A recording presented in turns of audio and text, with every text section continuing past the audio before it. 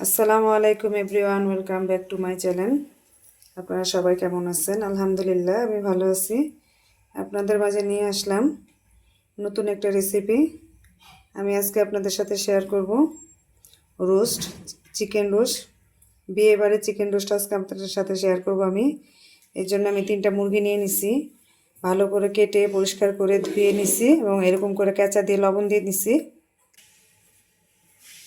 আর নিয়ে নিচ্ছি আমি গুঁড়ো দুধ, ফুল ক্রিম। এটা দিয়ে আমি ঘরোয়া উপকরণে টক দই পাতবো। আর নিচ্ছি আমি বেরেস্তা করার জন্য এক বাটি পেঁয়াজ কুচি আর লেবু, একটা লেবু সম্পূর্ণটা আমার লাগবে এই টক দই তৈরি করার জন্য। এখন এটার মধ্যে আমি পরিমাণ মতো কিছু পানি দিয়ে দিব দুধের মধ্যে। ভালো করে এটা কাঁটা চামচের সাহায্যে ফিটে নিব। আমি এটা ভালো করে ফিটে নিছি। এখন এই পর্যায়ে আমি লেবুগুলো চিপড়িয়ে দিব। একটা লেবু পুরাটাই লাগবে আমার। আমি লেবু রসগুলো চিপড়িয়ে নিচ্ছি। এখন এটা ভালো করে নেড়ে তারপর কিছুক্ষণ রেখে দিব।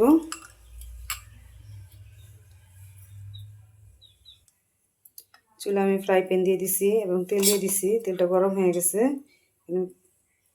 চিকেনগুলো ভেজে নিব। এগুলো আমি লবণ দিয়ে অনেকটা ম্যারিনেট করে রাখছি, প্রায় 15 মিনিটের মতো। লবণ দিয়ে ম্যারিনেট করে না রাখলে ভিতরে লবণটা দিচ্ছে না। অনেকে আবার আদা রসুন দেয়, কিন্তু আমি দিই না। এভাবে আমি চিকেনগুলো ভেজে নিব। আমি এভাবে কালার করে চিকেনগুলো সব ভেজে নিব। এগুলো ভাজা হয়ে গেছে, এগুলো এখন আমি তুলে নিব।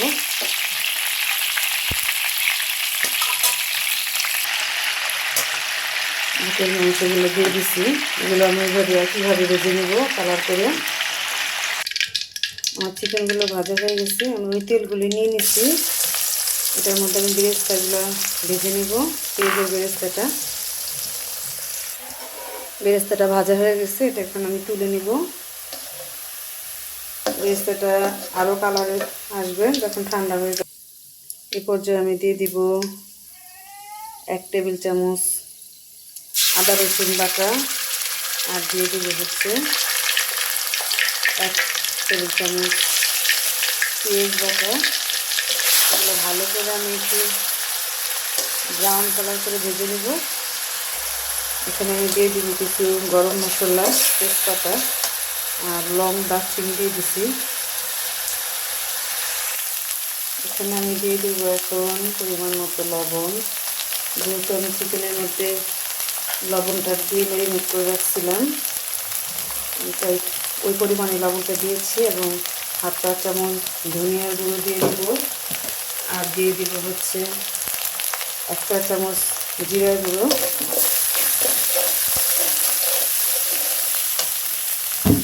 এখানে দিয়ে দিব অল্প কিছু পানি।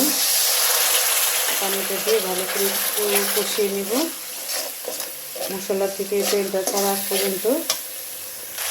এখানে আমি 1/2 চামচ 4 চামচের মরিচের গুঁড়োটা দিয়ে দিব। মরিচের গুঁড়োটা দিলে আমার কাছে ভালো লাগে, কালারটাও ভালো লাগে আর ঝাল ঝাল খেতেও মজা লাগে। এখানে কাঁচা মরিচটাও দিব, কিন্তু অল্প কালারের জন্য শুকনো মরিচের গুঁড়োটা দিলাম।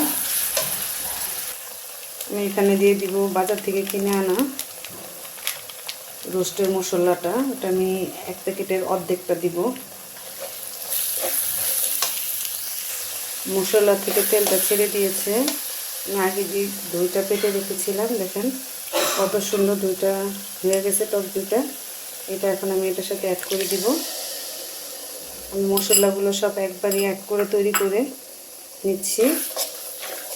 অনেকে আবার এই দইটা পরে দেয়, বা ওই যে বাজারে থেকে কিনে আনা রোস্টের মশলাটাও পরে ব্যবহার করে, কিন্তু আমি একসাথে দিয়ে মশলাটা একেবারেই তৈরি করিনি। এখানে আমি এখন টমেটো সসটা দিয়ে দিব।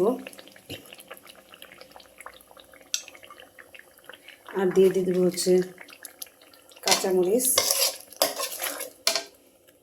মশলাটা তৈরি করা হয়ে গেছে। এখন এই পর্যায়ে আমি ভেজে রাখা চিকেনগুলো দিয়ে দিব। অনেকে আবার টক দইটা বাজার থেকে কিনে এনে দেয়, কিন্তু বাসায় যদি এভাবে নিজে একেবারেই কম সময় লাগে দইটা হতে, বাড়িতেই এভাবে তৈরি করে রান্নায় ব্যবহার করতে পারেন।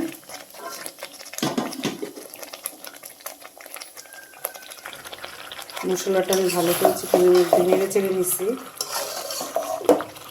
খুব অল্প সময়ের মধ্যে খুব ঝটপট করে বিয়েবাড়ির রোস্টটা বাসায় তৈরি করে খাওয়া যায়। এখন এটার মধ্যে আমি পরিমাণ মতো অল্প কিছু পানি দিয়ে দিব, বেশি একটা পানি দিব না, কারণ যেহেতু এটা ফার্মের মোরগ, সেক্ষেত্রে অল্প পানি দিয়ে দিব। এবং এটার মধ্যে আমি মাখা মাখা ঝোল রাখবো। হাই হিটে দিয়ে এটাকে একটু বলক এনে আমি লো হিটে দিয়ে এটা জাল করে নেব। এরপর যে আমি এখানে কিছু আলু বোখারা দিয়ে দিলাম, আর দিয়ে দিব হচ্ছে 1 চা চামচ ঘি।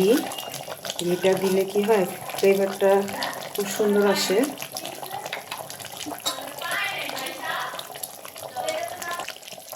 অলমোস্ট আমার রোস্টটা তৈরি করা হয়ে গেছে। আমি এটা চুলা থেকে এখন নামিয়ে নিব। বাচ্চারা একটু ঝোলটা পছন্দ করে, তাই আমি একটু ঝোল ঝোল রেখেছি। তো ঠান্ডা হয়ে গেলে আরও কমে যাবে। এভাবে কারা কারা আপনারা বাড়িতে চিকেন রোস্টটা করে খান অবশ্যই কমেন্টে জানাবেন। আর যার যার আমার এই চিকেন রোস্টটা রেসিপিটা ভালো লেগেছে, ভালো লাগলে একটা লাইক দিয়ে দিবেন। এখন এটা আমি নামিয়ে নেব। রোস্টটা তৈরি করা হয়ে গেছে, আমি পরিবেশন করে নিয়েছি। পরিবেশন করা হয়ে গেছে।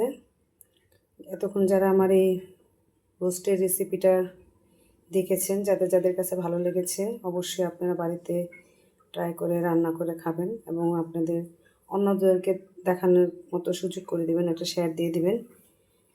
অবশ্যই অবশ্যই আপনারা রান্না করে খাবেন। বারবার করে বলতেছি, রোস্টটা খেতে ভারী মজা, বাচ্চারা খুব পছন্দ করে এবং মেহমান আসলে খুব চটজলদি রোস্ট এভাবে রান্না করলে দ্রুত রান্না করা যায়।